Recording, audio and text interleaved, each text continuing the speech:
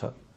जनताको अधिकारलाई ऐतिहासिक रूपमा सुनिश्चित गरेको हाम्रो संविधानको पूर्ण कार्यान्वयन नहुँदा लोकतान्त्रिक प्रणालीप्रति नै कतिपयले प्रश्न उठाउन खोज्दैछन्। सरकारले दलाल र बिचौलियाका पक्षमा स्वेच्छाचारी निर्णयहरू लिइरहँदा जनआक्रोश बढ्दै गएको छ, जसको फाइदा प्रतिगामी शक्तिहरूले लिन खोजिरहेका छन्।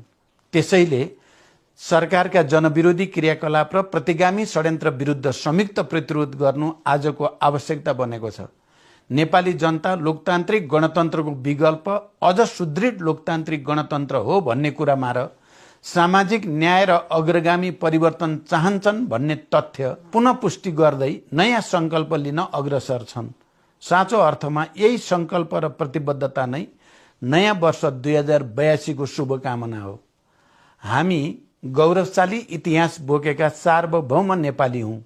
हामीले न्याय, स्वतन्त्रता र समानताका लागि त्याग, तपस्या र बलिदानका कैयौँ कीर्तिमान कायम गरेका छौँ।